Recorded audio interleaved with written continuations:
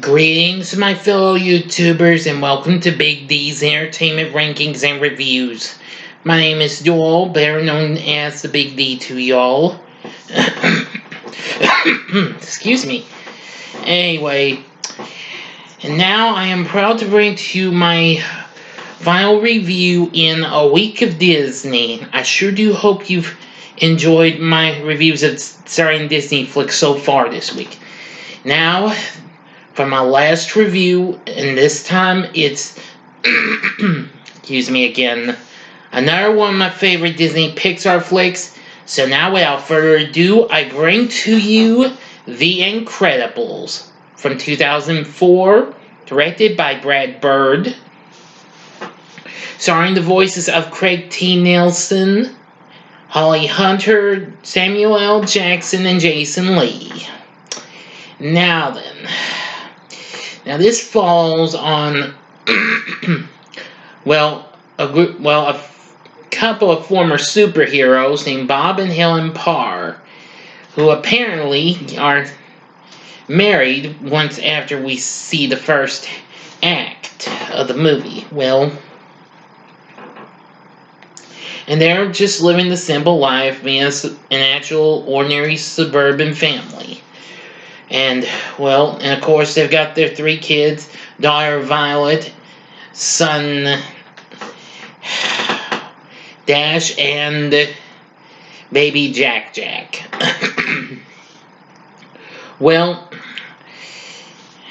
Bob and Helen were former superheroes, of course. Bob being known as Mr. Incredible, and Helen being better known as Elastigirl. So, they're just, enjoying their lives and, having their ups and downs and stuff like that until Bob decides to go out with a good friend of his who's also known to us as Frozone. They apparently decide to have some fun and try not to reveal to everyone about their heroic moves and what have you by being actual vigilantes, living the old days. Because people just didn't feel like they wanted superheroes around anymore. So apparently a new kind of threat comes in the form of the Omnibot, a big giant robot, and boy, it causes some real trouble. When Bob gets word from a mysterious figure who calls herself Mirage, he decides to go into action to take it out. Although he wears out his original suit, though, and apparently he gets the help of a costume expert named Edna Mode to fix it up and for Barry and make a new improved suit. She does. Meanwhile, Bob manages to try and wait for another word from Mirage, and apparently he starts working out more and managing to keep things going strong for his family. Now, apparently, once before this, he gets fired from his job after he wanted to try and stop a guy from being but he beats up his supervisor. Now, I'm sure a lot of y'all know how this movie goes. I'll try not to dive into the whole story, because if you haven't seen this movie, I'd highly recommend it. It's very fun. I did relive this last year to promote the release of Incredibles 2, but that's kind of going to be on hold for now, so don't expect a review of that yet. I've only watched it one time, and that's when I went and saw it at the theaters. The theater, because I only go to one little theater. Okay, sorry, enough said. Helen's kind of curious as to why Bob keeps disappearing and reappearing all the time. She hears well, his latest call and word from Mirage to come to back to this here mysterious island and take on another one of the Omnibots until he has a run-in with, well, this big-haired character dressed in black and white who goes by the name Syndrome, who apparently, to Bob's shock, happened to be a former fan of his named Buddy Pine, because as a kid he wanted to be Mr. Incredible's psychic Incrediboy, but he works alone, though, and this drove him to insanity, and soon he's now a threat. Meanwhile, though, Helen manages to try and get in touch with Edna and pays a visit to her place and learns about some new super suits made just for her and the rest of the family. Well, apparently, this all happens while Mr. Incredible is locked up in Syndrome space. As he's planning to release a new, improved Omnibot on Metroville. That's where the Incredibles actually takes place in. So, apparently, he manages to make an escape, but when Helen comes to the rescue, but apparently she gets two stowaways on her plane. Their two kids, Violet and Dash, while little Jack's left home with a babysitter. And, well, they manage to escape a plane crash after it gets blown up by missiles controlled by Syndrome. And soon they are about to take it to the field. Well, while Helen goes to save her husband, the kids just stick around and soon are caught by some guards and some of more of Syndrome's robots, and they manage to make a getaway, show off their special powers.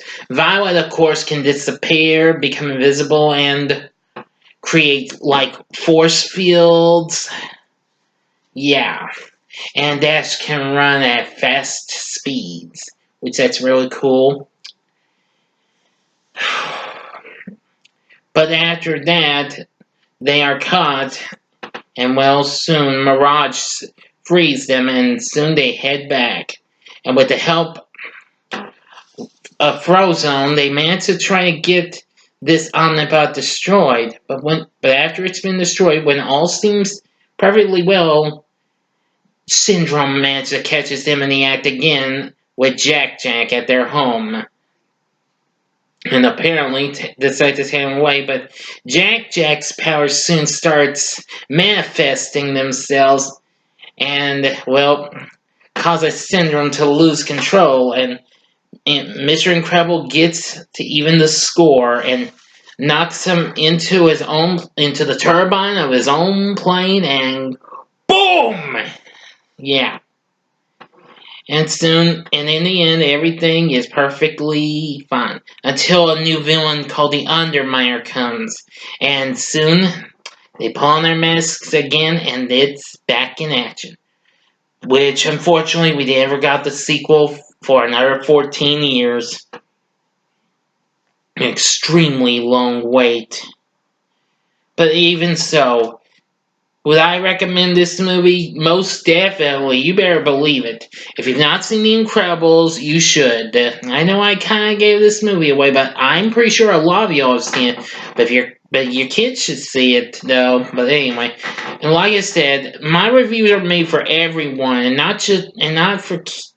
I may not make these videos for kids, but my vids are for everyone. Okay, except for maybe a few if I put a warning on them.